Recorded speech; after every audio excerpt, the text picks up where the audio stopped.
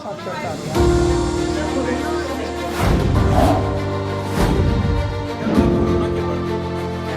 Corona और vaccine.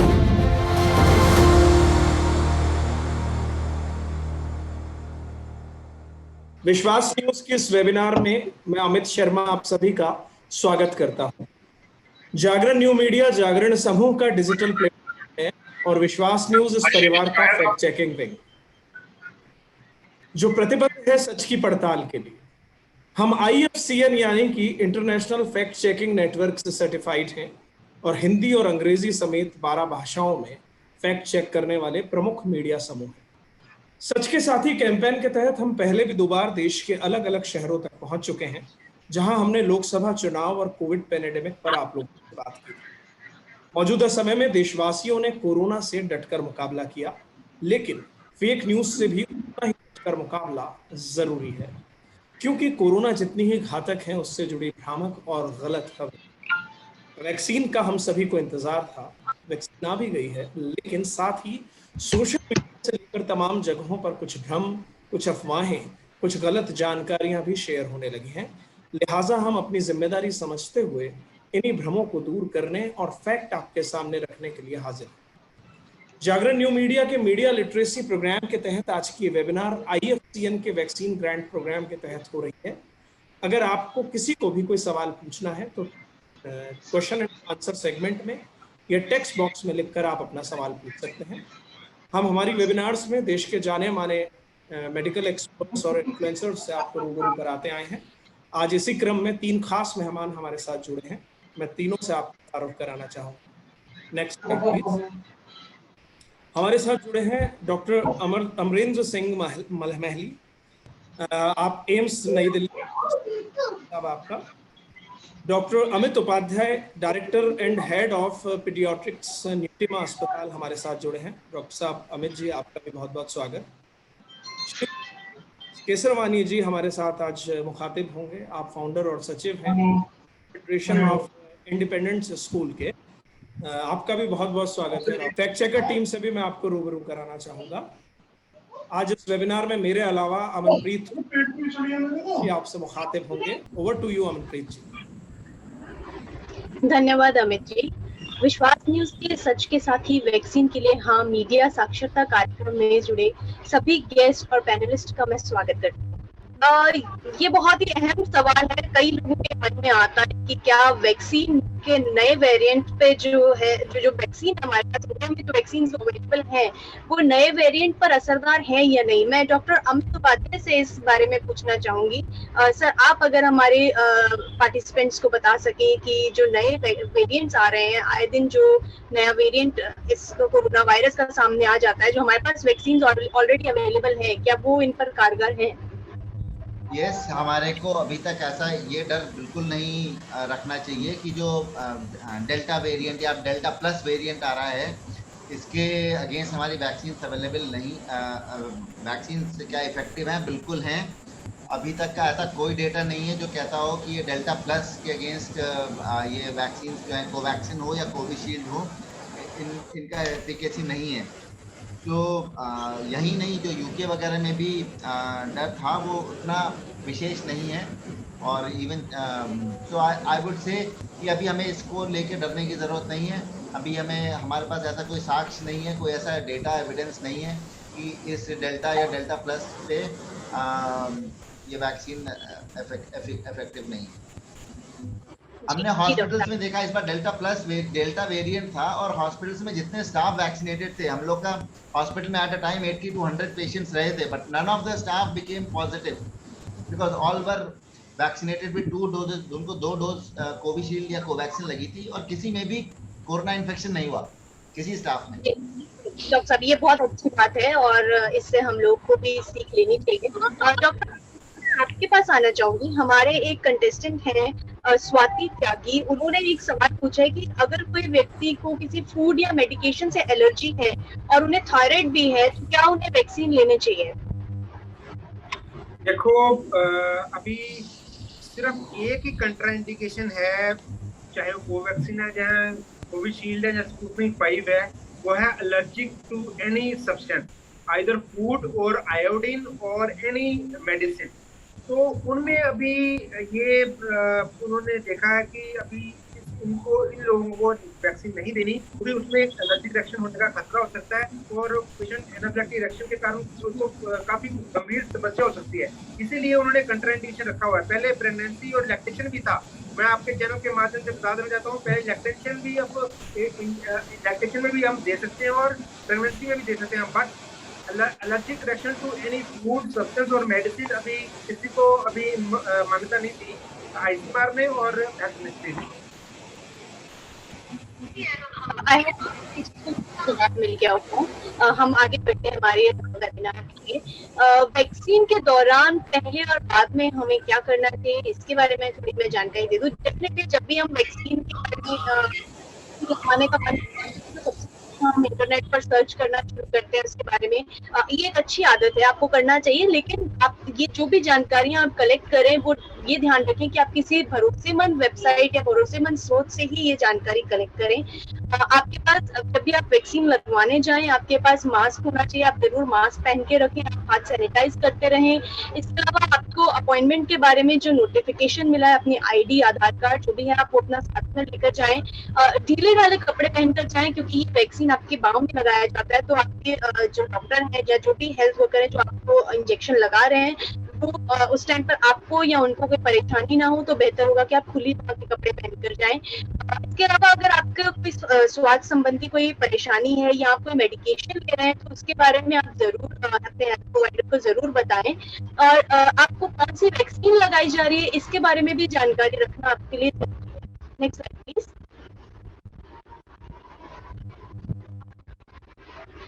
Vaccine लेने से पहले आपको कुछ चीजों का ध्यान रखना है कि आप जब भी हॉस्पिटल जाएं तो आप अपनी कतार में रहें, आप सोशल डिस्टेंसिंग का खास ध्यान रखें, कहीं भी आप मास्क बिल्कुल ना उतारें हॉस्पिटल में, अपने आगे और पीछे के जो लोग हैं उनसे थोड़ी दूरी बनाकर खड़े हों, किसी भी दरवाजे की कुंडी या किसी भी सतह को ना छुएं, और अगर आपने छू लिया है तो डेफिनेटली अपने हाथों को सैनिटाइज करें। और वैक्सीनेशन के समय आप जो है वैक्सीन आपके हाथ में, जैसे मैंने आपको बताया, आपके बाह में लगाया जाता है, तो इसमें थोड़ा सा हल्का सा मामूली दर्द होता है।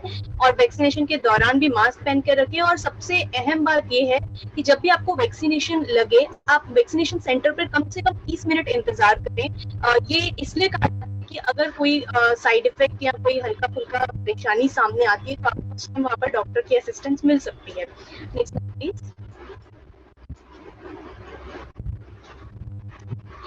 वैक्सीन लेने के बाद क्या करना है, वैक्सीन के कुछ कॉमन साइड इफेक्ट्स हैं। ये अक्सर हम कोई भी वैक्सीन लेते हैं तो इस तरह के साइड इफेक्ट सामने आते हैं, जैसे कि हल्का दर्द होना, बाह में थोड़ा सूजन आना या फिर हल्का बुखार आ जाना, कमजोरी होना, सिर दर्द होना, जोड़ों या मांसपेशियों में दर्द होना। ये साइड इफेक्ट्स कॉमन ही है, इसमें कोई ज्यादा घबराने वाली बात नहीं है। अगर आपको इस तरह के हल्के फुल्के साइड इफेक्ट्स होते हैं तो आप घबराएं नहीं। हाँ, अगर कोई सीवियर साइड इफेक्ट है तो आपको जरूर डॉक्टर से सलाह लेनी चाहिए।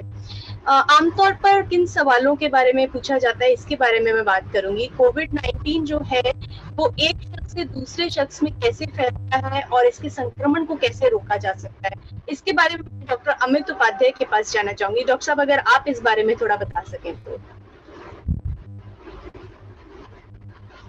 सर, आपको अनम्यूट करना होगा खुद को।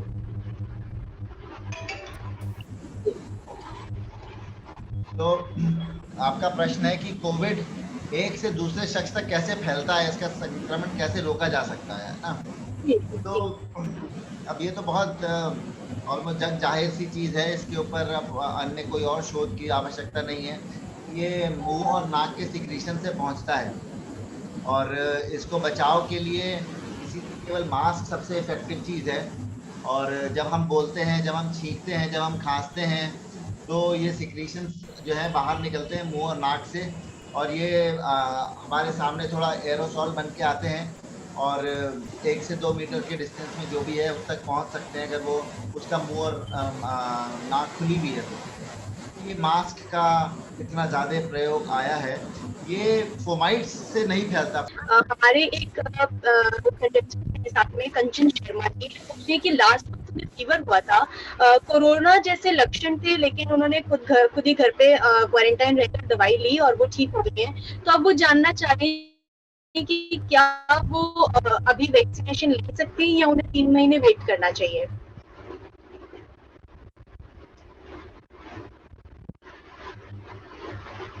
डॉक्टर अमित, आपको अनम्यूट करना होगा। या अगर उन्होंने टेस्ट नहीं कराया था तो अब ये कहना बहुत मुश्किल है कि उनको ये फीवर जो आया था ये कोरोना की वजह से था या कोई अन्य कारण से था। तो अब तो ये जानने का एक ही तरीका है कि उनमें कोविड एंटीबॉडीज हैं क्या, तो वो एंटीबॉडी टेस्ट कराएं। अगर एंटीबॉडी पॉजिटिव हैं तो हम 3 महीना रुक के वैक्सीनेशन कराएं। अगर एंटीबॉडी नेगेटिव है तो हम अभी वैक्सीनेशन करा सकते हैं।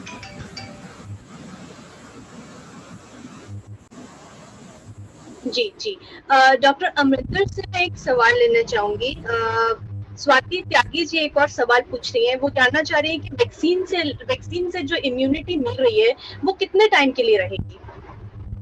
जी जी, ये आपके चैनल के माध्यम से मैं सबको बता देना चाहता हूँ कि चाहे कोवैक्सीन है, चाहे कोविशील्ड है, चाहे स्पुतनिक 5 है, वो जब उसकी सेकेंड डोज लग जाती है, सेकेंड डोज लगने के 2 हफ्ते बाद सिग्निफिकेंट लेवल अचीव होता है एंटीबॉडी का। तो कहने का मतलब ये है कि जब आपको 12 से 16 हफ्ते हो चुके हैं कोविशील्ड के, और उसके 2 हफ्ते बाद significant level antibody level achieve होगा आपका। और दूसरी बात मैं ये बता दूं कि ये 4 to 6 मंथ तक ये इम्यूनिटी रहती है आप। फिर हाँ, अभी बात चल रही है बूस्टर डोज की। आने वाले टाइम में आपको पता लगेगा कि ये बूस्टर डोज है, जो बूस्टर डोज का भी एक रोल रहेगा। धीरे धीरे से आपको 16 जनवरी को लगी है तो उसके कुछ होने वाले हैं। अभी हेल्थ मिनिस्ट्री और आईसीएमआर ये जारी करेगा बूस्टर डोज की लिस्टिंग भी।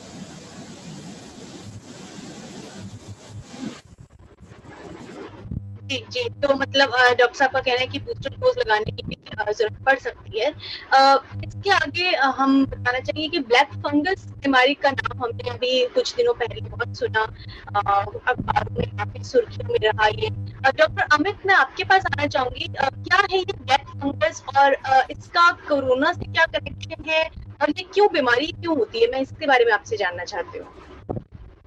ब्लैक फंगस एक सिंपल फंगल इन्फेक्शन का एक फैंसी नाम है, और बिकॉज ये फंगस जब ग्रो होता है तो कल्चर में तो ये ब्लैक कलर का है। म्यूकर माइकोसिस नाम से इसको साइंटिफिकली जाना जाता था हमेशा, म्यूकर। और सदियों पुरानी बीमारी है ये, और बहुत आम पेशेंट्स में देखने को मिलती है जो आईसीयू में पहुंचते हैं, जिन्हें सांस की दिक्कत रहती है। कोविड के अंदर इसकी केसेस बहुत ज़्यादा आए हैं, बिकॉज फंगल इन्फेक्शन जनरली एक अपॉर्चुनिस्टिक इन्फेक्शन रहता है। अपॉर्चुनिस्टिक इन्फेक्शन मतलब जो एक कॉम्प्रोमाइज्ड होस्ट है उसके अंदर जाके ये ग्रो कर जाता है। एनवायरनमेंट के अंदर ये अक्सर होते हैं और जस्ट इनहेल करते हैं। एक नॉर्मली इम्यून कॉम्पिटेंट सिस्टम जिसका इम्यून है, वो इसको ये इन्फेक्शन उसके अंदर जाएगा भी तो संक्रमण कर नहीं पाएगा और सिम्टम नहीं देगा। बट जो इम्यूनो कॉम्प्रोमाइज होस्ट रहते हैं, जैसे कोविड एक बहुत ज़बरदस्त इम्यूनो कॉम्प्रोमाइज स्टेट रही है, जो इसकी दवाएं हम देते हैं, जो स्पेसिफिक दवाएं दी गई हैं वो भी इम्यूनिटी को थोड़ा कम करती हैं, और ये वायरस भी बॉडी की इम्यूनिटी को कम करता है। प्लस जो इसकी दवाएं दी जाती है स्टेरॉइड्स, वो शुगर को बढ़ाती हैं। शुगर जो है वो एक बैक्टीरिया और फंगल मीडिया के लिए बहुत अच्छा कल्चर मीडिया की तरह से रहता है। उसके अंदर ग्लूकोज जो है एक बहुत आम बैक्टीरिया और फंगस के लिए ना ग्रोथ मीडियम की तरह से। तो एज सच स्टेरॉइड से शुगर भी बढ़ती है, और इम्यून सिस्टम पहले ही बॉडी का डाउन है। फिर ऑक्सीजन इनको बहुत लंबे टाइम तक चल रही होती है पेशेंट्स को। ऑक्सीजन के साथ साथ ऑक्सीजन ट्यूबिंग के अंदर फंगस पहुंचने की चांस एक रहती है। तो एक फंगल सोर्स आपको आईसीयू में मिलने की एक चांस रहती है, और इसके अंदर इम्यून सिस्टम पेशेंट का वीक होता है। इसके अंदर डायबिटीज रहती है, इसमें वो मेडिसिन लंबे टाइम तक चल रही होती हैं जो इम्यूनिटी को डाउन करती हैं और जो शुगर को बढ़ाती हैं।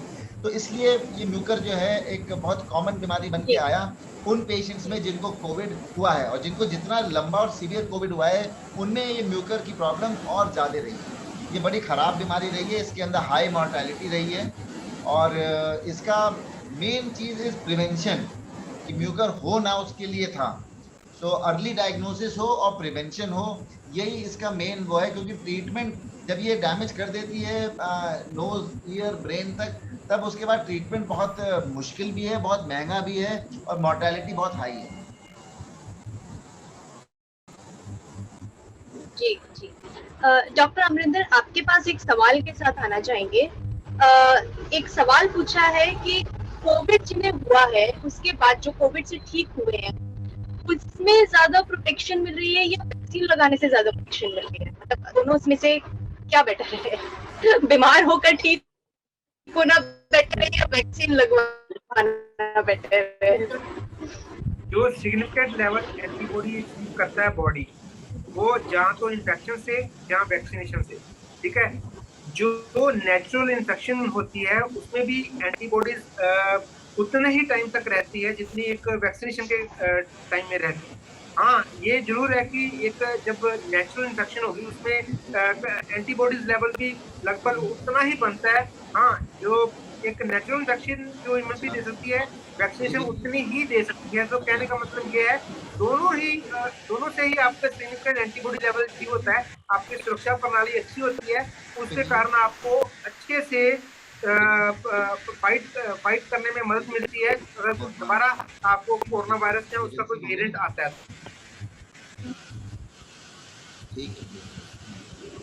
जी जी। डॉक्टर अमित, आपके पास एक सवाल के साथ आती रहूंगी। दूसरी लहर में ऑक्सीजन की इतनी जरूरत क्यों पड़ी? मतलब हमने देखा कि काफी सारा क्राइसिस था, बहुत सारे हॉस्पिटल्स में ऑक्सीजन की कमी हो गई और इसकी वजह से कई लोगों की जान भी गई। तो ये दूसरी लहर में अचानक ऑक्सीजन वाला इशू कैसे सामने आ गया सर? भाई वो इसलिए आया ऑक्सीजन का इशू क्योंकि एक number of cases were huge. अब जितने कोरोना अभी तक हुए हैं उसका 70% were there in just 2 months. तो कभी भी हमारा सिस्टम इतना लोड लेने के लिए तैयार नहीं था। दूसरा, जो ये डेल्टा वायरस जिसका संक्रमण रहा है इस बार, this was much more virulent. Virulent is कि वो उसने लंग्स को बहुत डैमेज किया, तो लंग्स खराब होने के कारण ऑक्सीजन की रिक्वायरमेंट बढ़ी। तो ये पिछले बार में ये देखा जा रहा था कि केवल 60-65 साल से ऊपर के लोगों में बीमारी ज़्यादा खराब रही है और जिनमें डायबिटीज या हार्ट डिजीज रही है उनमें ज़्यादा रही है। बट इस बार तो 30, 40, 50 साल के लोगों को बचाना मुश्किल हो गया, जिनको कोई हार्ट प्रॉब्लम नहीं, जिनको कोई डायबिटीज नहीं, जिसको कोई भी अन्य कोमॉर्बिडिटी नहीं। तो ये वायरस बहुत खतरनाक था। ये वायरस बहुत ज़्यादा ट्रांसमिसिबिलिटी थी। एक घर में किसी को हुआ तो 10 के 10 घर में अगर हैं तो सबके सब इन्फेक्ट हो गए।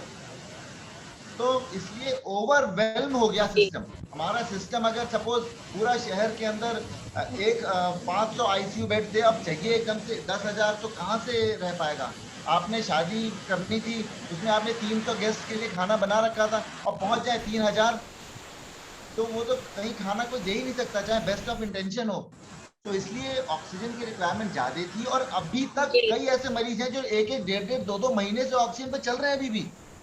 इतनी खराब रही है उनकी कंडीशन। तो इसलिए डिस्पाइट कि गवर्नमेंट ने 3 गुना 4 गुना ऑक्सीजन सप्लाई कर दी, but still it was not enough to meet the demand. Doctor, मैं एक क्वेश्चन आपसे पूछना चाहूंगी। एक्चुअली हम लोग भी फैक्ट चेक करते रहते हैं, तो एक मेरे सामने भी एक सवाल आया था कि कई जगह लोगों ने ऐसा कहा कि अगर आपको सांस की थोड़ी बहुत तकलीफ हो रही है तो आप ऑक्सीजन के लिए या वेंटिलेटर के लिए आप मत भागिए, क्योंकि एक बार अगर लंग्स को आपने वेंटिलेटर पे डाल दिया तो फिर इनका रिकवर करना बहुत ही ज्यादा मुश्किल हो जाता है। तो मैं इस बारे में आपसे जानना चाहूंगी कि क्या ये कोई भ्रम है, अफवाह है, या ऐसा सच में होता है?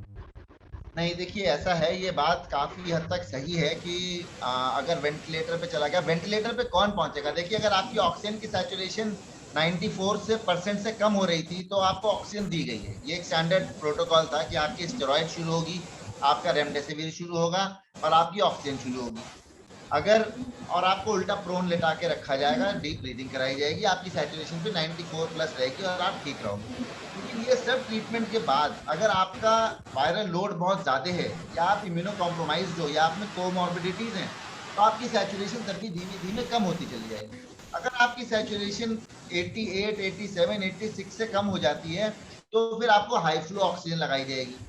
और हाई फ्लो ऑक्सीजन पे आप स्टेबलाइज हो गए तो वेल एंड गुड, नहीं हुए तो फिर आपको नॉन इन्वेसिव वेंटिलेटर पे रखा जाएगा और तब भी अगर आपकी सैचुरेशन 88, 87 से ऊपर नहीं रह पा रही है, या राइट एट एडमिशन ही आपकी सैचुरेशन ही बहुत 50-60% है, घर पे आप ऑक्सीजन ले रहे थे, आपने सिलेंडर से ऑक्सीजन घर पे लगा रखी थी, अब आप हॉस्पिटल पहुंचे हो 50% सैचुरेशन के साथ, तो वेंटिलेट करना ही पड़ेगा, अदरवाइज यू आर डेड। अब वेंटिलेट क्यों करना पड़ रहा है, ये इंपॉर्टेंट पहले। वेंटिलेट इसलिए करना पड़ रहा है कि मेरा लंग्स तो बहुत खराब हो चुके हैं, मेरा सीटी मैंने कराया, सीटी स्कोर आया 25/25, तो हम पे कोई ऑप्शन ही नहीं है, वेंटिलेट करना पड़ेगा। अब वेंटिलेटर पे जो जा रहा है उसकी लंग्स की कंडीशन बहुत खराब है, वो इसलिए नहीं बचता, इसलिए नहीं कि वो वेंटिलेटर पे चला गया इसलिए नहीं बच रहा, वो वेंटिलेटर पे गया क्यों, वेंटिलेटर पे गया इसलिए कि उसके लंग्स बहुत खराब थे, और उसको 1 हफ्ता 2 हफ्ता 3 हफ्ता भी हमने सपोर्ट किया वेंटिलेटर पे, लेकिन उसके लंग्स रिकवर नहीं हो पाए, इसलिए फिर वो अल्टीमेटली। अच्छा, वेंटिलेटर अपने आप में एक डबल एजेड स्वॉर्ड रहती है कि वो जान बचा भी सकती है, और प्लस जब एक ट्यूब अंदर तक पहुंचती है तो उसके द्वारा कीटाणु और अंदर जाते हैं, तो सेकेंडरी इन्फेक्शंस भी वेंटिलेटर के ऊपर होने की चांसेस रहती हैं। और एक ये पेशेंट है कोरोना का जो इम्यूनो कॉम्प्रोमाइज्ड है, इसमें ऐसा सेकेंडरी इन्फेक्शन वैसे ही हो सकते थे, अब एक इन्वेसिव हमने ट्यूब डाली है तो उससे हमेशा एक और संक्रमण अंदर पहुंच सकता है, तो इनमें रिपीटेड सेकेंडरी बैक्टीरियल इन्फेक्शंस होते रहते थे, और बच्चा बड़ा पहले ही इम्यूनो कॉम्प्रोमाइज्ड है, तो इसलिए इनमें मोर्टेलिटी वाज वेरी हाई। ये जो डेल्टा वायरस रहा, इसकी mortality was much higher than जो पहले वेव के अंदर मोर्टेलिटी थी। पहले वेव में हमें जानना रहेगा ना वैक्सीनेशन था, ना हमें ये पता था कि स्टेरॉइड इतनी बेनिफिशियल है, हम प्लाज्मा थेरेपी में घूमे जा रहे थे, हम टेमीफ्लू में घूमे जा रहे थे, हम अलग अलग ऐसी दवाओं, इस बार हमें सारी काफी हद तक we had sorted out what we have to do in treatment. अप्रैल में जो ये वेव आई है, इसका हमें वी वर ऑलरेडी प्रिपेयर्ड कि हमें कैसे ट्रीट करना है, उसके बाद भी हम इतनी सारी मॉर्टेलिटी नहीं, तो इसलिए कि ये वायरस बहुत वायरलेंट था, और इसने लंग्स अगर बहुत डैमेज कर दिए, फिर आप चाहे वेंटिलेटर पे लो चाहे किसी चीज पे लो, वो बचता नहीं था। तो ये हमारा मिथ है कि वेंटिलेटर पे डाला तो नहीं बचेगा। फैक्ट ये है कि वो उसके लंग्स इतने खराब हो चुके हैं कि वो वेंटिलेटर भी उसको बचा नहीं सकता। डॉक्टर अमरिंदर, आपके पास एक सवाल के साथ आना चाहूंगी। अवधेश सिंह जी हैं हमारे साथ, वो एक सवाल करते हैं कि क्या एसिम्प्टोमेटिक पेशेंट्स को कोरोना वैक्सीन लेनी चाहिए, इससे कोई साइड इफेक्ट तो नहीं होगा? अस्थमा पेशेंट्स जी, जिन्हें एस्थमा है। जी जी, देखो अस्थमा पेशेंट्स को वैसे तो कंट्राइंडिकेशन में नहीं डाला गया, बट हाँ जो सीवियर अस्थमेटिक पेशेंट्स हैं उनमें थोड़ा सा दिक्कत हो सकता है, पर माइल्ड अस्थमा पेशेंट्स हैं उनको भी जब लेनी है ना दवाई, तो पल्मोनरी मेडिसिन और फिजिशियन एक जो बैठा रहता है उनकी देखरेख में ही माइल्ड अस्थमेटिक पेशेंट्स को देना है। जब फिजिशियन पास होगा तो ही उनको इंडिकेटेड है। अगर आपके पास जो पल्मोनरी मेडिसिन या कोई और विशेषज्ञ जो उधर फिजिशियन बैठा है, तो उनकी देखरेख में ही उसको देना है माइल्ड पेशेंट्स को। कौन बोल रहे हैं?